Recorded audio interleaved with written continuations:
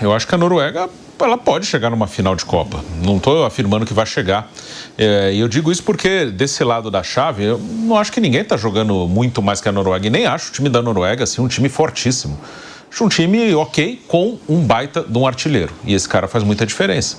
Então, por ter um cara como ele, a Noruega pode chegar longe. Eu acho que é uma Copa que o nível de futebol apresentado pelas seleções que sobraram aí, até algumas que caíram na fase anterior, ele é muito próximo. A França tem mais talentos individuais, então ela acaba ficando à frente. Se a Espanha se ajustar coletivamente, der um bom sinal contra a Áustria, ela pode crescer e tem um talento fantástico que é o Yamal.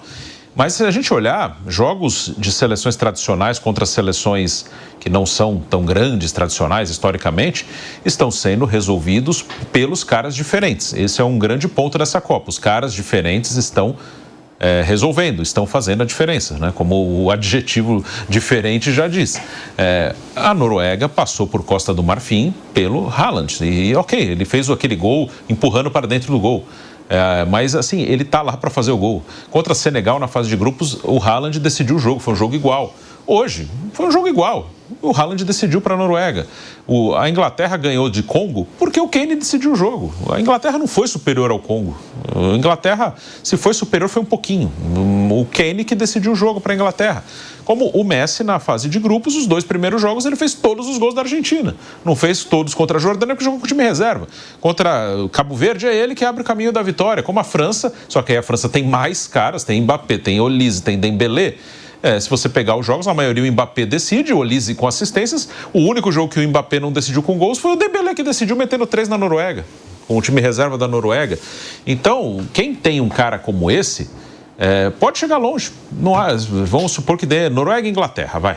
Que é o time mais forte ali, mais tradicional. Mas eu acho que o México pode perfeitamente tirar a Inglaterra. Pode. Ainda mais que o fator casa é tudo. Mas vamos colocar a Inglaterra. Uhum. Cada um tem um gigante ali. Cada um no seu estilo. No Haaland mais forte, mais físico. O Kane mais técnico. Mas, assim, quem vai fazer a diferença vai ser um dos dois. E pode ser que dê a Noruega. Eu não acho que a Noruega jogou menos que a Inglaterra na Copa. É uma semifinal com Argentina ou Colômbia. A Noruega não jogou menos que a Argentina, que a Argentina tem um cara muito grande que é o Messi. A Colômbia tem jogado bem, só que a Colômbia não tem o cara que mata. Isso pode acabar com a Colômbia. Se pegar a Colômbia e a Argentina, a Colômbia jogou mais bola que a Argentina, coletivo. Mas a Colômbia não tem o Messi, não tem o Haaland, não tem o Kane, não tem o Vinícius mesmo, não tem o Mbappé. Por isso que a Colômbia não tem mais facilidade no seu jogo. Isso pode ser um ponto que pode matar a Colômbia. Mas de bola jogada, podia perfeitamente a Colômbia ser finalista. É que talvez num duelo com a Argentina o Messi vá fazer a diferença, a Colômbia não tem um cara com ele. Se a Colômbia tira a Argentina, ela vai ter uma semifinal talvez contra o Haaland, talvez contra o Kane, e esse cara pode fazer a diferença. E do outro lado, isso eu falo há um bom tempo, o futebol de seleções ele é muito equilibrado. A gente está muito perto de ter um campeão fora do normal. Fora do normal, eu digo, da história. Uhum. E talvez já nessa Copa, talvez a gente esteja a um jogo ruim da França para ter um campeão meio diferente do que todo mundo imagina. E esse jogo ruim da França poderia ter sido esse contra o Paraguai, por exemplo. Pode ser com o Marrocos. Não que o Paraguai tenha atacado, mas dificultou muito para a seleção da França. Um campeão como foi a Grécia da Eurocopa em 2004. Um campeão diferente de tudo. Eu não acho impossível uma final Marrocos-Noruega. Não acho, claro. Eu acho que a França é a maior favorita a vencer, sim. Mas se a França pega um jogo com o Marrocos que ela não vai bem e Marrocos tira a França, e pode acontecer, não é uma coisa surreal. Pode acontecer. Cara, a gente está muito perto. E se não acontecer nessa Copa, vai acontecer nas próximas. Está muito igual o futebol de seleções. A gente está muito perto de ter um campeão como o Marrocos, como Noruega, como Colômbia, uma seleção desse tipo. Não necessariamente essa. Na próxima Copa pode ser que tenham outras forças. Não digo que essas seleções terão uma sequência. Pode ser que na próxima Copa essas seleções não estejam bem, mas vai estar outra, vai estar, sei lá, uma Suíça bem. Pode estar uma Suécia bem, assim, uma seleção mais fora do que a gente está mais acostumado. Se a gente for colocar nisso, né, Bruno, de 98 para cá, talvez exceção 2006, todas as Copas do Mundo, em grande maioria delas, nós tivemos times alternativos chegando, jogando bem. Sim. 94, Bulgária e Suécia. Ninguém esperava, chegaram. A Bulgária tinha muito por ter um craque. Exato. Que era o Stoichkov. 98, a Croácia pela primeira vez na vida. 2002, a Turquia. E a Coreia. Como a Coreia do Sul, que aí foi uma maluquice, né? E como também a Coreia chegou. 2006, Portugal, mas... pode ser Portugal. Portugal não era uma seleção... Ela tinha um bom time que já vinha na estrutura com o Filipão, tudo mais, Figo. Você tinha craques, tá? Foi a final da Euro, Foi a final da Euro 2 anos antes que perde pra Grécia.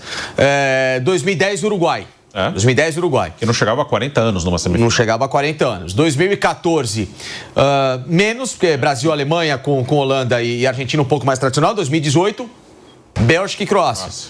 E 2022, de novo, a Croácia chega com Marrocos. Então, desde 94, a Copa do Mundo já começa a dar sinais que, em algum momento, um diferente vai bater campeão. Um diferente, o futebol está evoluindo, está começando a se globalizar esse ponto.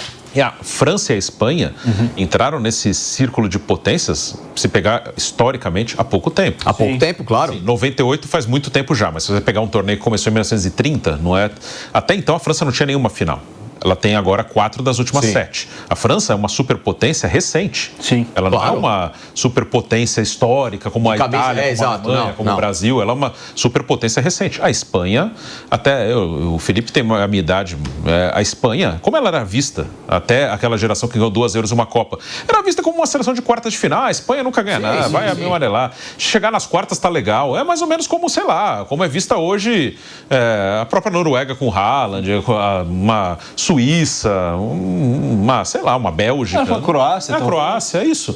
A Espanha era mais ou menos isso. Ninguém esperava que era isso. A Espanha nunca foi apontada como favorita a nada. Sempre bons jogadores, mas nunca num coletivo que chegasse a uma Copa do Mundo para ser campeão do mundo. Quebrou isso no time que ganhou Euro, Copa e Euro. Isso. E aí ela passa a ser colocada... Sobe de degrau, né? Então, França e Espanha entraram nesse hall há pouco tempo e outras estão batendo nessa porta.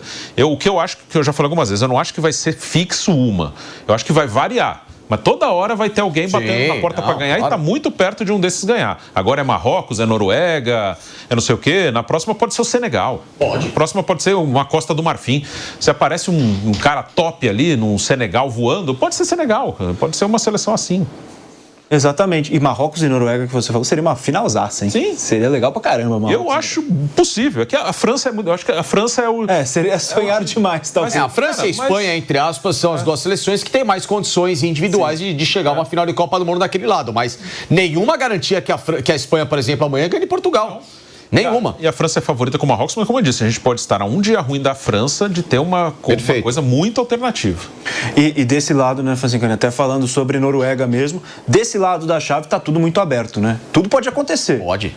Argentina e Egito, que fica mais aberto depois da atuação da Argentina contra Cabo Verde. Total. Temos também Colômbia e Suíça, que aí também, acho que a Colômbia tem um certo favoritismo, mas contra uma Suíça difícil, complicada também nessa Copa do Mundo. Então, esse lado aqui está muito aberto. Acho que a Noruega pode ir passando. Depois de uma classificação como essa, tem confiança para, quem sabe, bater cabeça ali na É um time competente, é um time de talentos individuais, como falei aqui já ao longo da semana, e que precisa agora aumentar a rotação dele. Se esse time da Noruega aumentar essa rotação ao longo do jogo, por quê? Porque ela passou em diversos momentos, principalmente contra a seleção do Senegal e o jogo contra o Iraque, mas aí o Iraque não vai dar nenhum tipo de trabalho, mas Senegal sim, e nesse jogo contra o Brasil, em vários momentos jogando um futebol de muita lentidão para o que uma Copa do Mundo exige. A seleção da Inglaterra, ela, primeiro jogo contra a Croácia, deu um cartão de visitas do seguinte, quando eu subo para fazer uma marcação-pressão, quando eu tenho essa intensidade, o time é muito letal.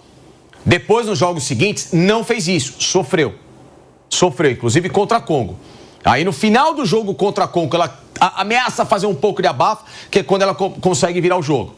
Então, a partir do momento que a Noruega, se ela quiser agora dar um passo para se tornar uma seleção que possa ter uma história recente, como a gente falou agora, dessas equipes alternativas que quase bateram campeãs do mundo, ou de fazer uma final como fez a Croácia em 2018, a seleção da Noruega vai ter que acelerar o seu estilo de jogo. Sair de forma mais dinâmica, mais rápida, levar essa bola com mais velocidade até o Odegaard e principalmente até o Haaland, porque hoje o Brasil foi um time passivo a isso. Se qualquer outra seleção que assistiu o Brasil hoje jogar e viu os pontos falhos da Noruega, que é justamente quando esse time, ele quando esteve sob pressão, acabou espanando um pouco, em específico, na saída de bola, porque a defesa ela tem menos qualidade técnica, a Noruega pode se perder pelo caminho. Por exemplo, a Colômbia é um time muito chato para jogar por causa disso. A Colômbia corre o jogo inteiro. A Colômbia é um time muito físico, muito intenso. Às vezes falta a Colômbia até um pouquinho mais de ter calma com essa bola nos pés, acelerar um pouco, ter menos pressa para decidir. E, obviamente, claro, um homem-gol, né? Um referência que possa ser um elo entre o Luiz Dias e o outro lado do campo, que tem sido o John Arias, até jogando como meia. Então, a seleção da Noruega, se ela pegar esse jogo do Brasil como exemplo daquilo que ela pode melhorar, que é acelerar a qualidade de saída de bola e trabalhar esse jogo, obviamente, né? Com a agilidade, com o dinamismo, com a eficiência do Odegaard e principalmente com a eficácia que tem o Haaland para finalizar, a Noruega pode simplesmente chegar à final da Copa do Mundo. Não tem nenhum tipo de dificuldade em relação a isso. E as estrelas jogando bem, né? Isso acabei de falar, mas Messi, Mbappé, Haaland, Kane, o Cristiano está um pouco abaixo, né? O Vinícius, para mim, fez uma boa Copa, mesmo hoje. Acho que o Vinícius não foi mal no jogo. Acho que o Vinícius fez um jogo bom, não foi brilhante, claro, mas acho que ele não foi mal. O jogo condiciona só ele, não tem versatilidade e vai fazer o quê, né? Então as estrelas bem, isso é uma Copa muito boa. Acho que de qualidade de jogo é uma Copa muito boa.